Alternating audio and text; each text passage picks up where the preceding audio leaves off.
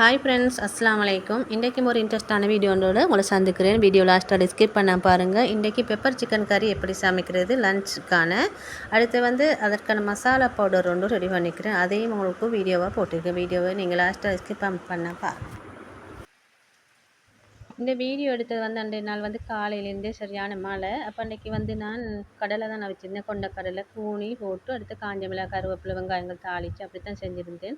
காலை சாப்பாட்டுக்காக இந்த கடலை சாப்பிட்டு விட்டு பகலைக்கு பெப்பர் சிக்கன் கறி சமைக்கணும்னு தான் அதை உங்களுக்கு வீடியோ எடுத்து போட்டிருக்கிறேன்.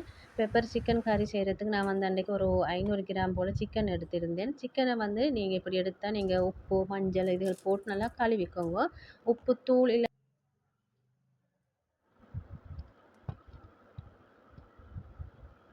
சிக்கனை நல்லா கழுவி வச்ச பிறகு இப்போ இதுக்கு தேவையான வெங்காயம் தக்காளி பச்சை மிளகாய் இதெல்லாம் நாங்கள் கழுவி கட் பண்ணி வச்சுக்கணும்.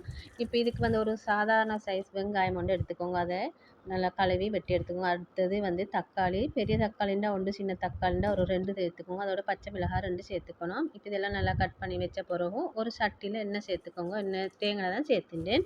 இதோட கடுகு வெந்தயம் போட்டு நல்லா பொரிய விடணும். பொரிஞ்சு வர டைமுக்கு இதோட ஒரு பட்டை ஒரு ஏலக்காய் சேர்த்துக்கோங்க. ஒரு ஹராம் நெட்டியும் சேர்த்துக்கலாம். சேர்த்ததெல்லாம் பொரிய விடணும். இப்போ இதோட நாங்கள் வெட்டி வச்சிருந்த வெங்காயம் சின்னதாக வெட்டி வச்சிருந்து அதையும் சேர்த்துக்கணும். உங்களுக்கு பெரிய வெங்காயம் சேர்த்துக்கலாம். இல்லாட்டி சின்ன வெங்காயத்தை நல்லா வெட்டி சேர்த்துக்கோங்க. அப்போ நல்ல மணமாக இருக்கும் அது பொரிஞ்சு வர டைமுக்கும். இப்போ இதோட நீங்கள் இஞ்சி பூண்டு பேஸ்ட் ஒரு டீஸ்பூன் மாதிரி சேர்த்துக்கோங்க. சேர்த்து நல்லா கலந்துட்டுக்கணும். இஞ்சி பூண்டு பேஸ்ட் போட்ட பிறகு நல்லா பொரிஞ்சு வர டைமுக்கும் நீங்கள் இதோட பச்சை மிளகாய் தக்காளி இதெல்லாம் சேர்த்துக்கணும். சேர்த்து நல்லா கலந்துட்டுக்கணும். உங்களுக்கு பச்சை மிளகாய் இதோடையும் சேர்த்துக்கலாம். இல்லாட்டி கறியிலையும் லாஸ்ட்லேயும் சேர்த்துக்கலாம். இப்போ இதெல்லாம் எண்ணெயில் சேர்த்த போகிற இதோட ரொம்ப கருவேப்பிலை எல்லாம் சேர்த்து நல்லா இதெல்லாம் வதங்க விடணும். இது நல்லா வதங்கி வரணும். அப்போ தான் அந்த கறியோட டேஸ்ட்டே நல்லா இருக்கும். இதோட நான் வறுத்த மல்லித்தூள் சேர்த்துட்டேன். இந்த மல்லித்தூள் வறுத்து லாஸ்ட்டில் வீடியோவில் காட்டுறேன் எப்படி வறுத்தெடுத்துண்டு.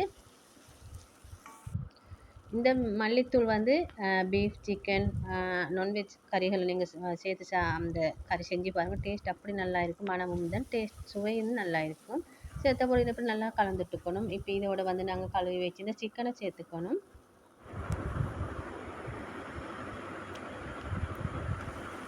சிக்கனையும் சேர்த்த போகிற இது நல்லா கலந்துட்டுக்கணும். சிக்கன் சேர்த்த போகிற எப்படியுமே அடி பிடிச்சாது. ஏன்னா சிக்கனில் இந்த தண்ணிகள் எல்லாம் அந்த கறியோட சேர்கிற டைமுக்கு இப்போ இதுக்கு கூடுதலான மிளகுத்தூள் தான் சேர்த்துக்கணும். ஏன்னா இது பெப்பர் சிக்கன் கறினத்தால் கூடுதல் மிளகுத்தூள் அதோட சீரகம் கொஞ்சம் சோம்புத்தூள் கரம் மசாலா தூள் சேர்த்துக்கோங்க. சேர்த்த போகிற கொஞ்சம் போல் மஞ்சத்தூள் சேர்த்துக்கணும். திரும்பவும் நான் வறுத்த மல்லித்தூள் கொஞ்சம் சேர்த்து நல்லா கறியை கலந்துட்டுனேன். கலந்து விட்ட போகிற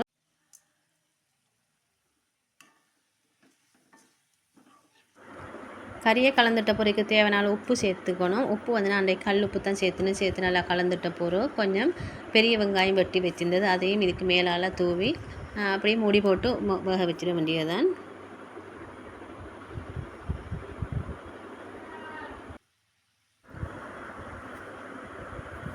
ஒரு 10 நிமிஷத்துக்கு பிறகு நீங்கள் திறந்து பார்த்து கறியை கலந்துட்டுக்கணும். கலந்துட்ட பிறகு திரும்ப ஒரு 5 நிமிஷம் போல் அப்படியே வேக வச்சிடணும். 5 நிமிஷத்தில் நீங்கள் ஒரு கருவேப்பிலை ஒரு கொத்து மாதிரி அப்படியே உருவி அப்படியே போட்டுடுங்க கறிக்கு மேலெல்லாம். இன்னும் கொஞ்சம் நல்லா வற்றி வெந்து வரும். இந்த கிரேவி எல்லாம் நல்லா வற்றி வரும். அப்போ தான் அந்த பெப்பர் சிக்கன் கறி நல்லா டேஸ்ட்டாக இருக்கும். இந்த கறி இது போல் தான் நல்லா வற்றி வரணும். அப்போ தான் அந்த கறி நல்லா டேஸ்ட்டாக கொடுக்கும். இப்போ இதுக்கு உங்களுக்கு ஒரு புளியானவும் நல்லா இல்லைன்னா ஒரு பால் கறி ஆக்கி எடுத்துக்கலும். நான் அன்றைக்கு கோவா கரட் போட்டு பால் கறி தான் ஆக்கி எடுத்துட்டேன். இப்போ அந்த கறிக்கு இந்த கறியும் நல்ல ஒரு கோம்போ ரெசிபி தான் நல்ல டேஸ்ட்டாகவும் இருக்கும். இப்போ இதுக்காக கோவா கரட் போட்டு ஒரு பால் கறியும் செய்யலும். இல்லைன்னா உங்களுக்கு புளியானமும் நல்ல இதுக்கு ஒயிட் ரைஸோடு சேர்த்து சாப்பிட்றதுக்கு. கோவா கேரட் எப்படி ஆக்குறேன்னா கோவா கேரட் கட் பண்ணி ஒரு சட்டியில் போட்ட பிறகு அதோட வெங்காயம் பச்சை மிளகாய் சின்னது இருந்தால் போட்டுக்கலாம். இல்லைன்னா பெரிய இது போட்ட பிறகு இதோட ஒரு கொத்து கருவேப்பிலை சேர்த்துக்கணும். மஞ்சள் மிளகு சீரகத்தூள் சேர்த்துக்கணும். கொஞ்சம் போல் மிளகாய்த்தூள் சேர்த்துனாலும் சேர்க்காட்டியும் பிரச்சனை இல்லை. நான் மிளகுத்தூளில் தான் செய்ய போகிறேன்.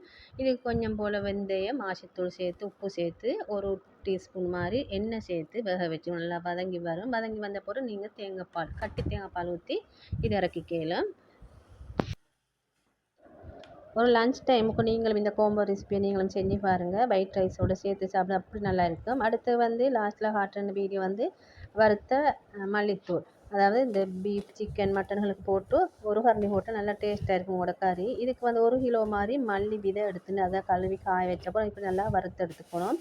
இதுக்கு சேர்க்குற இன்க்ரீடியன்ஸ் வந்து நான் ஸ்க்ரீனில் தாரேன். சோம்பு, சீரகம், பட்டை, கிராம்பு, ஏலக்காய், ஒரு அன்னாச்சி பூ சேர்த்துனேன். சேர்த்த பிறகு இதை நல்லா கலந்துட்டுக்கணும்.